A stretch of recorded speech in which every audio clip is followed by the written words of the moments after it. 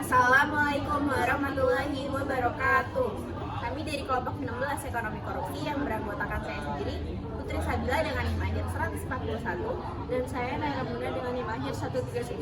Pada kesempatan kali ini, kami akan mempresentasikan mengenai materi kajian ekonomi korupsi di Indonesia untuk memenuhi tugas ekonomi korupsi dengan dosen pengampu Bapak Zuhairan Hilmi Yunan.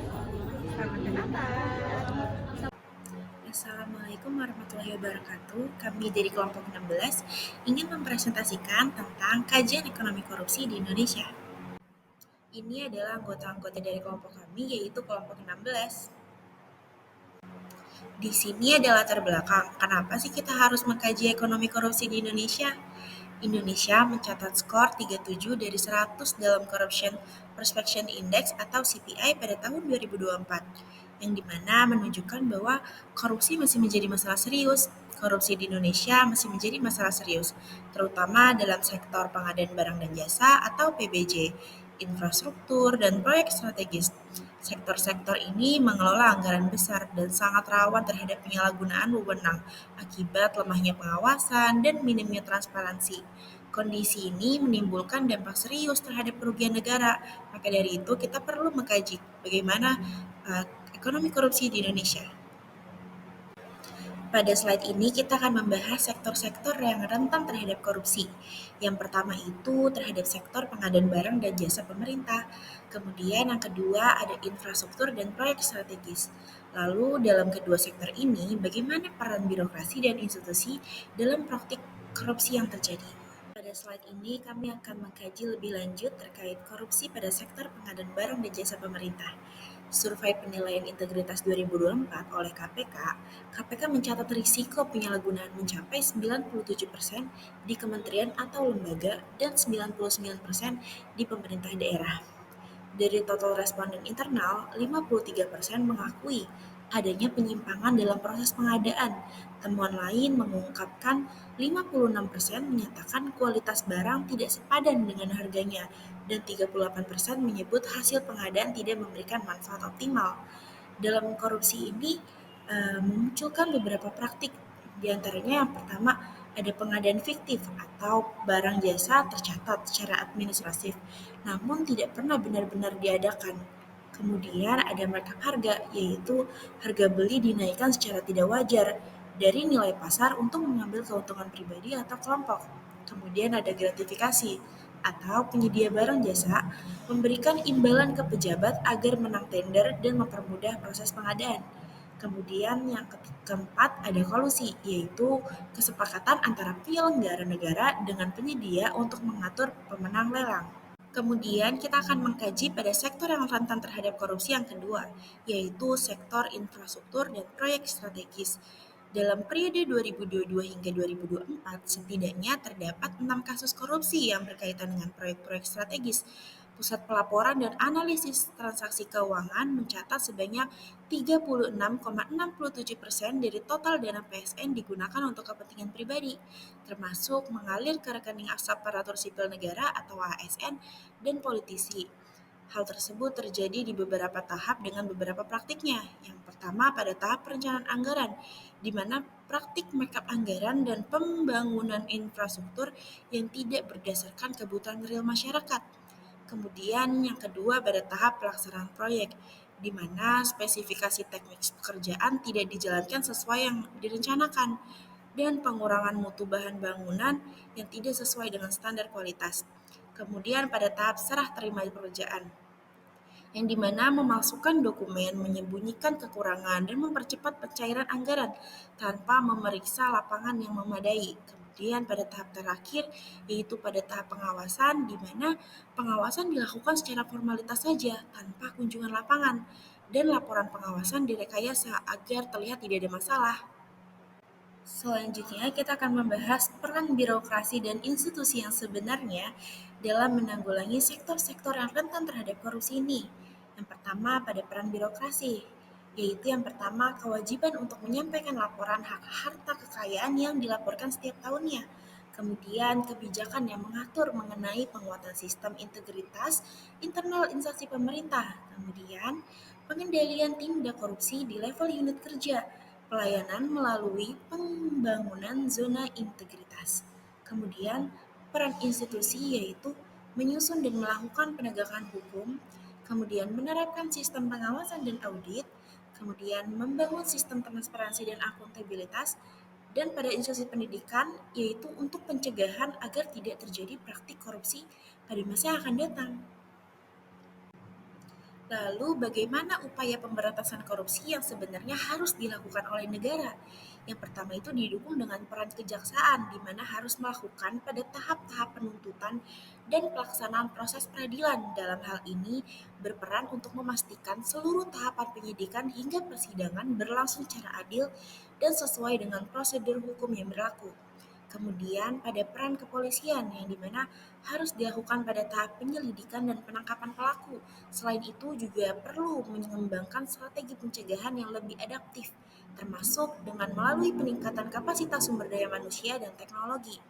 Kemudian peran terhadap KPK atau Komisi Pemberantasan Korupsi, yang dimana perlu melakukan penyelidikan hingga penuntutan terhadap tindak pidana korupsi yang dilakukan tanpa campur tangan dari kekuasaan lain tanpa terjadinya gratifikasi. Selanjutnya yaitu reformasi hukum dan regulasi anti korupsi. Nah, di Indonesia ini reformasi hukum itu fokus salah satunya pada penguatan KPK sebagai lembaga utama pemberantasan korupsi. Nggak cuma dari sisi penindakan, tapi juga lewat pelatihan, peningkatan fasilitas, dan juga kerjasama dengan lembaga lain seperti kepolisian dan juga kejaksaan. Tujuannya itu supaya penanganan kasus korupsi ini bisa lebih efektif dan nggak tumpang tindih. Di sisi lain, keterlibatan masyarakat itu juga penting seperti lewat pelaporan yang transparan dan pengawasan terhadap layanan publik. Tetapi reformasi ini juga punya tantangan, misalnya seperti revisi UU KPK tahun 2019 yang sempat menuai kritik karena dianggap melemahkan independensi KPK. Untuk strategi pencegahan, KPK juga sudah meluncurkan program Monitoring Center for Prevention 2025 yang menjadi indikator kinerja pencegahan korupsi di pemerintah daerah. Dan yang gak kalah penting, pendidikan anti korupsi juga terus digencarkan baik di sekolah, kampus, maupun lewat kampanye publik. Lalu ada tantangan dalam menegakkan hukum dan politik anti korupsi. Salah satu tantangan utama dalam penegakan hukum di Indonesia itu adalah intervensi politik. Banyak aparat penegak hukum yang mendapat tekanan dari elit politik, baik secara langsung maupun lewat cara-cara seperti ancaman, pemotongan anggaran, atau pengaruh opini publik. Hal ini membuat proses hukum bisa kehilangan objektivitas. Selain itu, celah dalam sistem hukum pidana juga sering dimanfaatkan pelaku untuk lolos dari jerat hukum, misalnya lewat peradilan atau remisi yang nggak sesuai. Masalahnya itu bukan cuma soal individu, tapi sudah menyentuh budaya dan struktur institusi penegak hukum itu sendiri.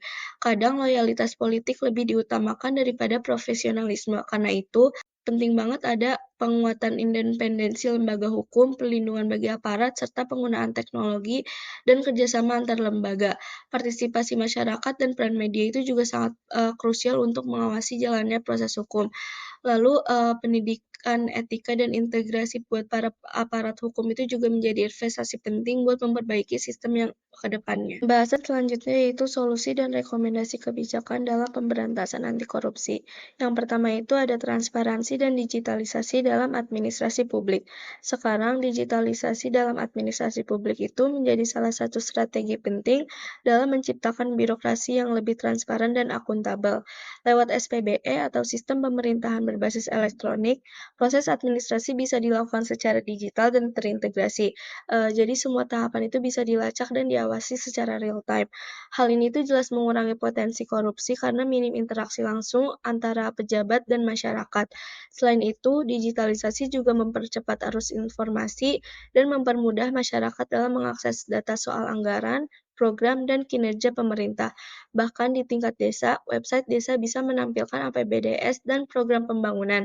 Jadi masyarakat bisa mengawasi dan berpartisipasi. Lalu di sisi pengawasan internal, sistem digital bisa membantu mendeteksi penyimpangan sejak dini dan menghubungkan berbagai lembaga pengawas. Tetapi semua ini itu tetap butuh komitmen politik, infrastruktur yang siap, dan sumber daya manusia yang kompeten. Jadi digitalisasi itu juga bukan cuma soal efisiensi, tetapi juga bagian dari strategi jangka panjang untuk mewujudkan pemerintah yang bersih dan anti korupsi. Nah, yang kedua itu ada penguatan lembaga pengawas dan sistem peradilan. Penguatan lembaga pengawas dan sistem peradilan itu penting banget karena masih banyak tantangan seperti lemahnya pengawasan internal, intervensi politik, dan proses hukum yang nggak tegas. Banyak inspektorat di lembaga pemerintah itu masih fokus pada hal administratif dan belum bisa menganalisis efisiensi atau efektivitas kebijakan. Sementara lembaga eksternal seperti KPK dan BPK juga sering terbentur dalam kendala SDM, anggaran, dan juga tekanan politik. Padahal independensi mereka sangat penting biar bisa bekerja tanpa intervensi. Sistem peradilan juga harus dibenahi karena masih banyak kasus korupsi yang berakhir dengan hukuman ringan. Untuk memperkuat semua ini, perlu pelatihan dan pendidikan anti korupsi, baik ke aparat maupun masyarakat umum, supaya semua punya nilai integritas dan lebih berani menolak korupsi. Lalu kerjasama antar lembaga juga penting, seperti yang dilakukan Kemenkes bareng KPK dan BPK dalam membongkar kasus korupsi sektor kesehatan. Kolaborasi seperti ini juga perlu diperluas di sektor-sektor lain juga. Nah, yang ketiga itu ada pendidikan anti korupsi dan peran masyarakat dalam pengawasan. Pendidikan anti korupsi itu pondasi yang penting untuk mencegah korupsi sejak dini. Ini bukan cuma soal tahu hukum, tetapi bagaimana nilai seperti kejujuran, tanggung jawab, dan keberanian moral bisa ditanamkan sejak sekolah sampai di kehidupan sehari-hari. Nah, tujuannya itu supaya masyarakat tumbuh dengan karakter anti korupsi dan siap menjadi agen perubahan. Tetapi nggak cukup cuma pendidikan. Masyarakat juga perlu dilibatkan langsung dalam pengawasan, misalnya itu dengan melaporkan dugaan korupsi, memantau jalannya kebijakan, atau terlibat langsung dalam gerakan sosial. Nah, supaya pengawasan ini efektif, harus ada perlindungan bagi pelapor dan juga saluran pelaporan yang aman. Lalu literasi hukum dan politik itu juga penting agar masyarakat tahu haknya dan bisa ikut mengawasi secara aktif. Jadi pemberantasan korupsi ini tuh bukan cuma urusan KPK atau aparat hukum, tetapi juga butuh keterlibatan langsung masyarakatnya. Yang terakhir yaitu kesimpulan, korupsi di Indonesia adalah masalah yang kompleks dan melibatkan berbagai sektor penting seperti pengadaan, infrastruktur, dan birokrasi. Dampaknya itu bukan hanya kerugian ekonomi, tetapi juga menghambat pembangunan dan merusak kepercayaan publik. Meskipun sudah ada langkah seperti penguatan KPK, reformasi regulasi, dan digitalisasi birokrasi, korupsi masih terjadi secara sistematis. Masalah utamanya itu ada pada lemahnya pengawasan, rendahnya integritas, dan pengaruh politik. Karena itu, pemberantasan korupsi harus disertai pencegahan jangka panjang seperti lewat pendidikan, partisipasi masyarakat, dan penguatan tata kelola yang transparan. Lalu kolaborasi lintas sektor antara pemerintah, masyarakat swasta, dan media sangat diperlukan agar terciptanya sistem anti korupsi yang berkelanjutan. Sekian video presentasi dari kami. Semoga video ini dapat bermanfaat di kehidupan sehari-hari. Kurang lebihnya mohon maaf. Wassalamualaikum warahmatullahi wabarakatuh.